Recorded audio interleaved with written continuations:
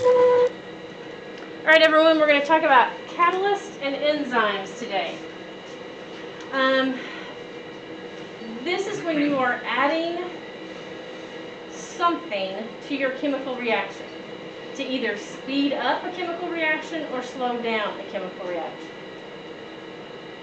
Activation energy. We're still What slide are you on? 54. It's on 75 plus. Okay. Are you with me now? Okay.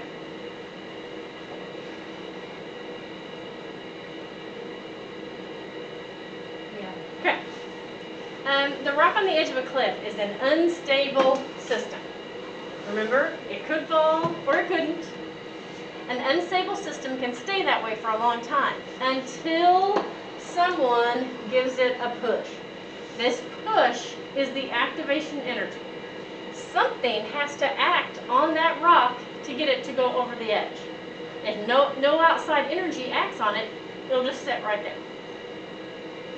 This push is the activation energy needed to start the release of the energy. Sometimes just a little push is needed, like in the case of the ball on the flat surface. So this is just like a table, and you've got this ball. You would literally just have to tap that with your finger, and it's going to go over the edge. Okay?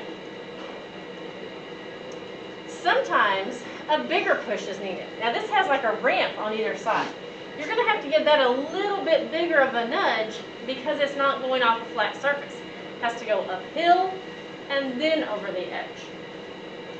In both cases, the energy release will be the same because the ball falls the same distance. The activation energy is different. The energy released is the same. So going over the edge, the amount of energy here to here is the same. But to get it started takes more. Catalysts speed up chemical reactions. That is important. You need to know that. They do this by lowering the activation energy of the reaction. Less energy is needed to start the reaction, so it happens more quickly. The catalyst remains unchanged. So adding this catalyst, that catalyst stays the same. It doesn't become more or less. It's just added in. The initial and final energy of the reactants in the product is not changed by the catalyst. Activation energy. Catalysts work by decreasing the activation energy. Just as a rock cannot quickly be pushed over a hill, a reaction cannot quickly occur unless the molecules possess sufficient energy, the activation energy. So that chemical reaction cannot start without the necessary amount of energy. If the height of the hill were lower, a person could roll the stone over the hill at a faster rate. Catalysts speed up reactions by reducing the activation energy. Make sure we're keeping our mask over our mouths and our nose. Catalyst. Platinum is an example of a catalyst. Got anybody in here that works on cars? Okay. You ever heard of a catalytic converter? What does a catalytic converter do? I don't remember what they do, but I remember working. Okay. They're not easy to work on. But what is the purpose in it? Have you ever seen one when it's all clogged up? What does it do? What does it come out of? What was it close to? Okay. The exhaust is also close in there as well. Because the exhaust is going through that catalytic converter and it is using platinum as like a filter. Okay, it usually looks kind of like a honeycomb shape on the end. And that platinum filters all that stuff out of the exhaust so that way as much doesn't go out into the air. That's the purpose. So cars make carbon monoxide as a toxic gas. There's your car exhaust. Platinum in catalytic converters catalyzes this chemical reaction, turning CO into CO2, carbon dioxide, which is non-toxic. So here you've got your 2 carbon, 2 oxygen, plus your oxygen, plus your platinum.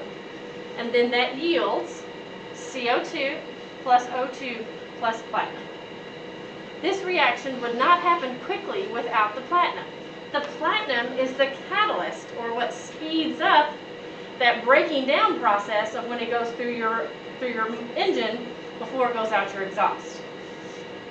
However, the platinum is unchanged by the reaction. It doesn't become more or less, it's just there to help. But it doesn't change the amount of stuff of the platinum. Energy of life. Life requires energy. Living things take in energy, transform it, and release it. This is accomplished by chemical reactions. You have several chemical reactions that take place in your body. You also have catalysts inside your body that allow those chemical reactions to happen faster or slower. Enzymes are catalysts made by living things. They are almost always proteins. Enzymes are almost always proteins. All cellular life uses enzymes to speed up chemical reactions. Enzymes lower the activation energies and speed up the chemical reactions in living things. Let me check what number we're on. 64. What did I say, 74? Yeah, 54 to 74. Okay. Enzymes increase the speed of a reaction by decreasing the activation energy of the reaction. So here's your reactants. That's on the left side of the chemical reaction. This is the activation energy without the enzyme. It would take all of this time. This is what happens when you add in that activation energy, or that catalyst. It shortens the amount of time that it takes. If it goes this way, it takes significantly longer, but if you add in that catalyst, it shortens it. The energy of the reactants and the products is the same, but the activation energy is lower. Amylase is an example of an enzyme. Potatoes are starchy. Starch is like a, I lost my train of thought. Carbohydrate, okay? Potatoes are starchy. Starch is made of many sugar molecules which are bound together. So carbohydrates are sugars, okay? You don't think about a potato being sugar, but it is very high in carbohydrates, which is ultimately sugar. When you chew a potato, a saliva enzyme called amylase breaks down the starch into smaller sugar molecules called maltose. It is part of digestion. That is a chemical reaction that happens in your mouth. The enzymes in your spit start to break down that food as soon as you put it in your mouth. Your body makes amylase. It would take years to break down the starch without that added enzyme. 2H2O2 plus catalase yields or produces 2H2O plus O2 plus catalase. Hydrogen and catalase produces water, oxygen, and catalase peroxide. Let's click here for an example. Maybe it'll go. There it goes.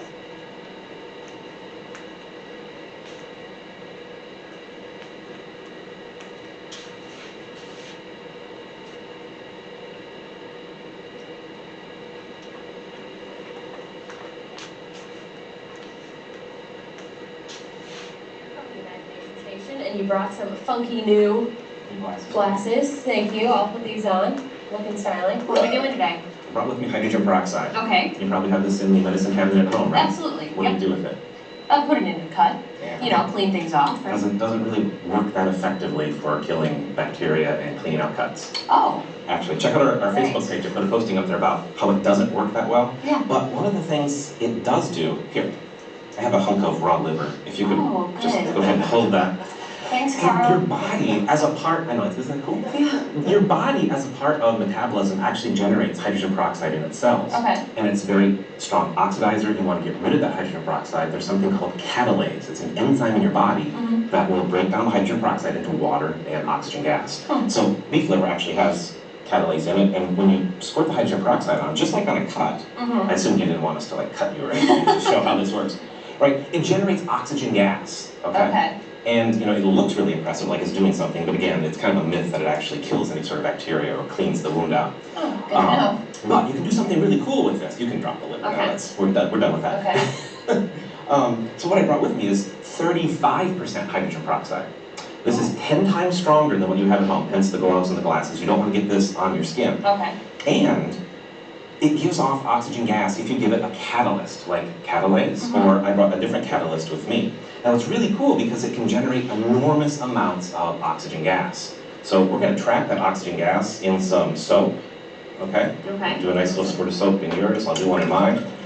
And what we're going to do is simply pour a catalyst into this container of hydrogen peroxide. We'll break down the hydrogen peroxide into water and oxygen gas. But since we have soap inside here, we're hoping for something Is this gonna explode? kind of Okay. dramatic. Yeah, I don't know.